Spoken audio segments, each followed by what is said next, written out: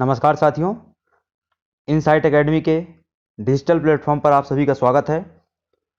ये मध्य प्रदेश की जो भूगोल की लेक्चर सीरीज है उसका चौथा वीडियो है।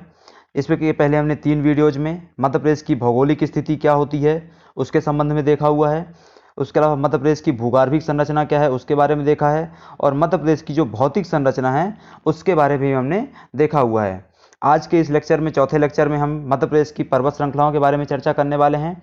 अगर आपने इसके पहले के लेक्चर नहीं देखे हैं तो उनको जा करके देख सकते हैं। प्लेलिस्ट में आपको सभी वीडियोज मिल जाएंगे। ठीक है, चलते हैं, आगे बढ़ते हैं, इस लेक्चर को चालू करते हैं। इसमें आज हम जो देखने वाले हैं मध्य प्रदेश की पर्वत श्रृंखलाएं देखने वाले हैं। मध्य प्रदेश में मुख्य तौर पर सिर्फ 3 पर्वत श्रृंखलाएं पाई जाती हैं। उसमें क्या है, सतपुड़ा पर्वत श्रृंखला, विंध्याचल पर्वत श्रृंखला और अरावली पर्वत श्रृंखला शामिल हैं। ठीक है, सबसे पहले चलते हैं आपके सतपुड़ा पर्वत श्रृंखला में। सतपुड़ा पर्वत श्रृंखला के अंतर्गत जो चीज़ें देखनी हो हमको क्या है कि ये नर्मदा एवं ताप्ती नदी के मध्य में स्थित एक ब्लॉक पर्वत है।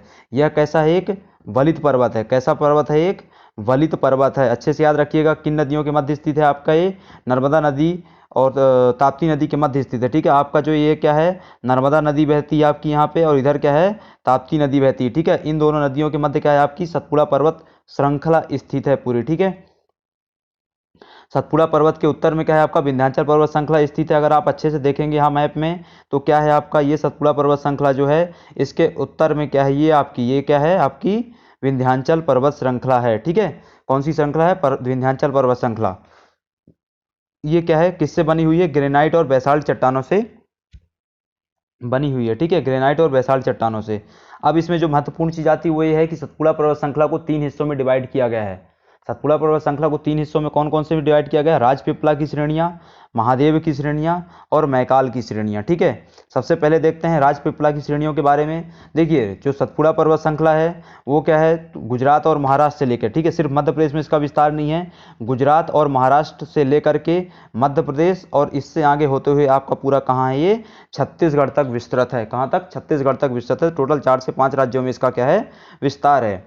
तो इसमें जो सबसे पश्चिमी हिस्सा आता है सतपुड़ा पर्वत श्रृंखला का, वो कहाँ विस्तृत है आपका, गुजरात और महाराष्ट्र में विस्तृत है, जिसको क्या बोलते हैं, राजपीपला की श्रेणियां बोलते हैं। राजपीपला बोला जाता है, कुछ लोग राजपीपला बोलते हैं। ठीक है, तो इसमें देखते हैं यह सतपुड़ा पर्वत श्रृंखला का क्या है, सबसे पश्चिमी हिस्सा, जैसा कि हमने बताया आपको कि ये क्या है, सबसे पश्चिमी हिस्सा है। इस जिसका विस्तार कहाँ है, गुजरात में है, महाराष्ट्र में है। प्रमुखता कहाँ है, गुजरात और महाराष्ट्र में। पर मध्य प्रदेश में इसका कुछ हिस्सा मिलता है, जो कहाँ पे मिलेगा आपको, खास करके बुरहानपुर दर्रे के पहले तक। ठीक है, बुरहानपुर दर्रे के पहले तक मिलेगा आपको। अब यहाँ पे देखते हैं बुरहानपुर दर्रे की स्थिति। तो सीरीज वाइज जैसा नाम से पता चल रहा है कहाँ होगा, बुरहानपुर जिले में होगा। तो आपको यहाँ पर बुरहानपुर दर्रा दिखेगा। यहाँ तक आपका क्या है, सतपुड़ा पर्वत श्रृंखला की जो श्रेणी इधर की है वो क्या कहलाती है, आपकी राजपीपला की श्रेणी कहलाती है।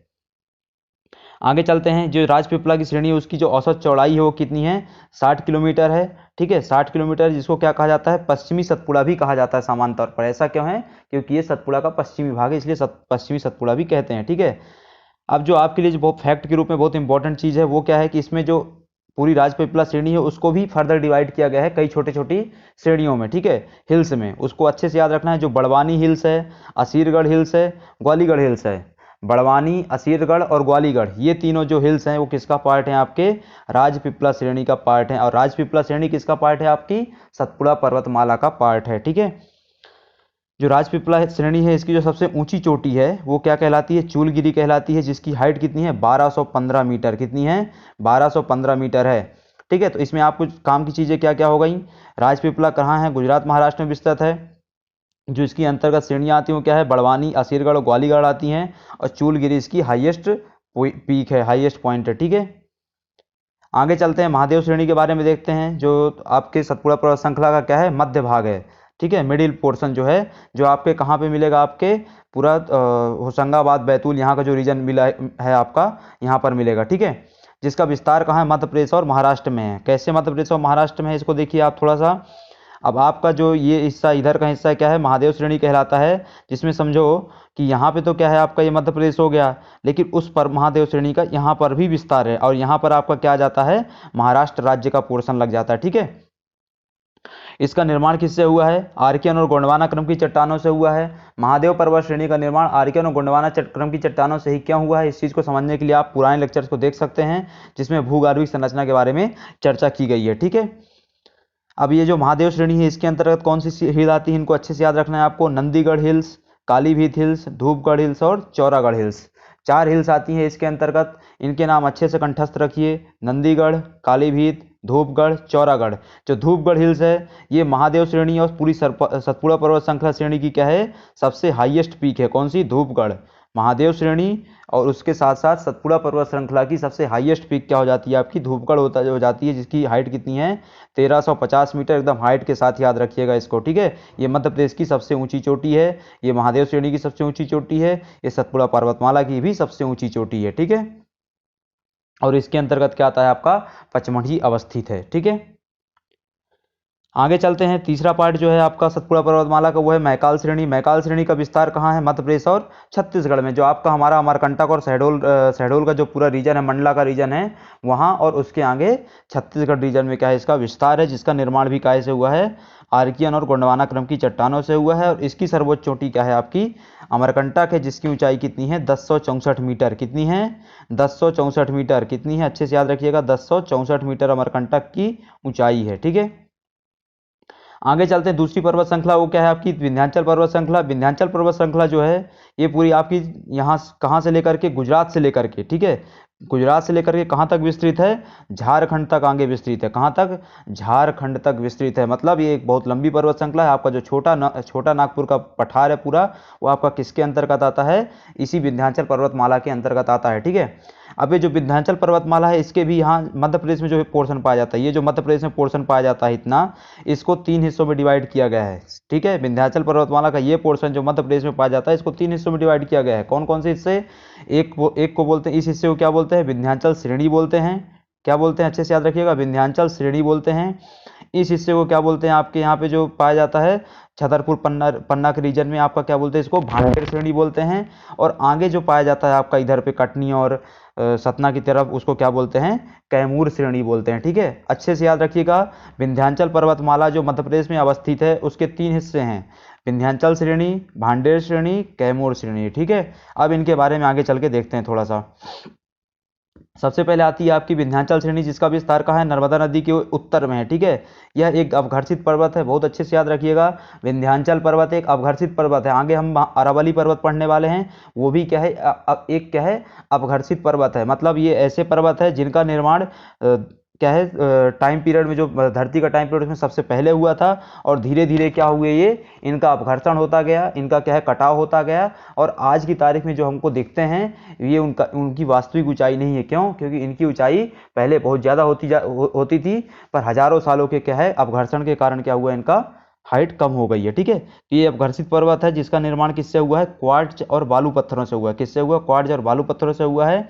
इसके अंतर्गत जो पहाड़ियां आती है वो आपको बहुत अच्छे से कंठस्थ करके याद रखनी है। विंध्याचल श्रेणी के अंतर्गत कौन कौन सी पहाड़ी आती हैं, असरफी, काकरी बर्डी और मांडू, ठीक है। असरफी, काकरी बर्डी और मांडू की पहाड़ियां आती हैं इसके अंतर्गत।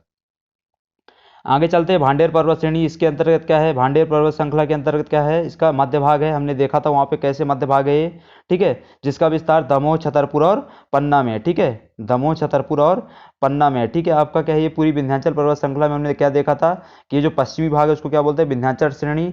जो मध्य भाग है उसको क्या बोलते हैं, भांडेर श्रेणी, जो अभी हम पढ़ रहे थे। और इसमें जो पूर्वी भाग है उसको क्या बोलते हैं, कैमूर श्रेणी, ठीक है। तो इसमें जो आपका भांडेर श्रेणी आता है वो कहाँ विस्तृत है, आपकी दमोह, छतरपुर और पन्ना में विस्तृत है। जिसकी सबसे ऊंची चोटी क्या है, सद्भावना चोटी। इसको अच्छे से याद रखिएगा, कंठस्थ कर लीजिए।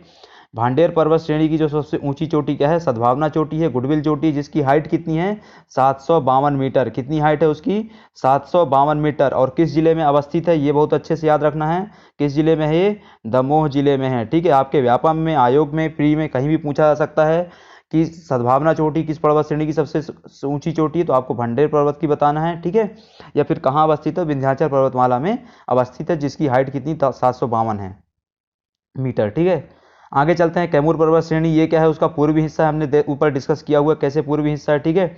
इसके अंतर्गत क्या है, दो बहुत इंपॉर्टेंट चीजें अवस्थित हैं, आपको अच्छे से याद करके रखना है इनको। तो यहाँ पे 2 पर्वत आते हैं, त्रिकुटा पर्वत और गिद्धराज पर्वत, ठीक है। त्रिकुटा पर्वत इसलिए इंपॉर्टेंट है क्योंकि त्रिकुटा पर्वत में मध्य प्रदेश में जो एकमात्र शक्तिपीठ है वो अवस्थित है। ठीक है, कौन सा शक्तिपीठ? शारदा माता का जो मंदिर है मैहर में पहाड़ी में, वो किस पहाड़ी में है? त्रिकुटा पहाड़ी में है, त्रिकुटा पर्वत में है। ठीक है, और यहीं पे क्या है, एक गिद्धराज पर्वत भी है आपका, कहाँ पे? कैमूर पर्वत श्रेणी में। ठीक है, इन चीज़ों को अच्छे से याद रखना है। आगे चलते हैं, अरावली पर्वत श्रेणी। अरावली पर्वत श्रेणी के बारे में आपको चीज़ें देख लेते हैं। सबसे पहले तो यहाँ ये समझना है कि जो अरावली पर्वत श्रेणी है वो मुख्य सामान्य तौर पर क्या कहा जा सकता है कि ये मध्य प्रदेश की पर्वत श्रेणी नहीं है। इसका विस्तार कहाँ है? गुजरात, राजस्थान, आगे आप जाएंगे तो दिल्ली, और उसके आगे जाएंगे तो हरियाणा तक इसका क्या है? विस्तार है। ठीक है, दिल्ली में जो आपकी रायसीना हिल्स हैं, दिल्ली में आपकी कौन सी? रायसीना हिल्स है, जहाँ पर क्या है? नॉर्थ ब्लॉक और साउथ ब्लॉक, मतलब कि जहाँ पे प्रधानमंत्री का ऑफिस और अन्य मंत्रियों के ऑफिस हैं वो रायसीना हिल्स में है। वो रायसीना हिल्स किसका एक्सटेंडेड पार्ट है? आपके अरावली पर्वत श्रेणी का पार्ट है। ठीक है, अरावली पर्वत श्रेणी एक क्या है? अवघर्षित पर्वत है। जैसे कि आपका विंध्याचल पर्वत है, वैसे ही अरावली पर्वत श्रेणी भी क्या है? एक अवघर्षित पर्वत है जो मध्य प्रदेश के पश्चिमी हिस्से में अवस्थित है। कहाँ है? मध्य प्रदेश के पश्चिमी हिस्से में अवस्थित है। ठीक है, यही चीज़ यहाँ पर लिखी हुई हैं। तो ये क्या थी? आपकी पूरी मध्य प्रदेश की पर्वत श्रृंखलाएं थी, जिसको हमने विस्तार से समझा है, विस्तार से जाना है। तो अगर आपको वीडियो पसंद आता है तो आप लाइक कर सकते हैं, कमेंट कर सकते हैं, अपने दोस्तों के साथ शेयर कर सकते हैं और चैनल को सब्सक्राइब भी कर सकते हैं। आज का लेक्चर यहीं समाप्त करते हैं, मिलते हैं अगले लेक्चर में। धन्यवाद।